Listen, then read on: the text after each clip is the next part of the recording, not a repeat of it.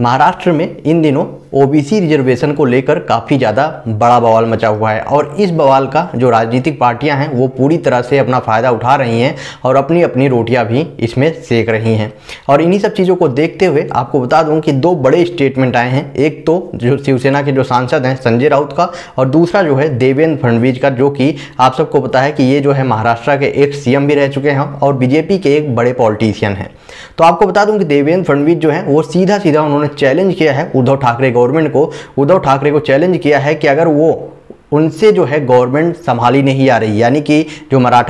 OBC reservation को लेकर जो लड़ाई चल रही है वो सॉल्व नहीं कर पा रहे हैं, तो वो जो है अपनी कुर्सी छोड़ दें और सिर्फ मुझे 4 महीने के लिए उस कुर्सी पे बैठा दें। सिर्फ 4 महीने के अंदर अंदर मैं ये सारे के सारे प्रॉब्लम जो भी चल रहे हैं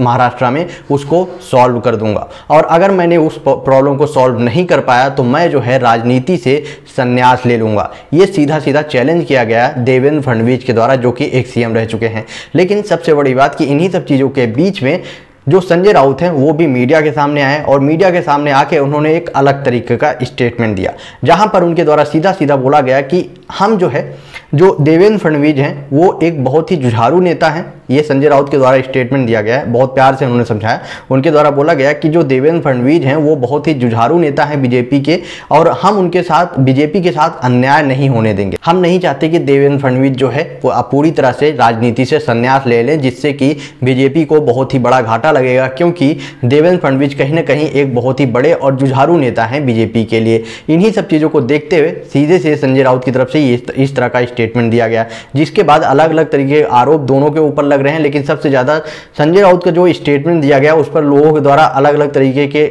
जो कटाक्ष किए जा रहे हैं कि आखिरकार संजय राउत किस तरह का गेम खेलते हैं और किस तरह का स्टेटमेंट देते हैं, वो सिर्फ और सिर्फ उन्हीं के समझ में रहे और किसी को समझ में नहीं आता। वहीं आपको बता दूं कि ये जो ओबीसी रिजर्वेशन है इसको लेकर देवेंद्र फडणवीस के साथ साथ जो बहुत सारे ओबीसी के कैंडिडेट हैं वो जो है रोड पर आ चुके हैं। उन्होंने कंटिन्यूसली जो है प्रोटेस्ट करना स्टार्ट कर दिया है, रोड पर आके वो प्रोटेस्ट कर रहे हैं और लगातार डिमांड कर रहे हैं गवर्नमेंट से कि जल्द से जल्द ओबीसी का जो रिजर्वेशन को लेकर जो लफड़ा चल रहा है उसका कुछ ना कुछ बड़ा सॉल्यूशन किया जाए। आपका क्या ओपिनियन है दोनों का जो स्टेटमेंट दिया गया है? आप अपना ओपिनियन कमेंट बॉक्स में बताएं और वीडियो को ज़्यादा से ज़्यादा शेयर करें।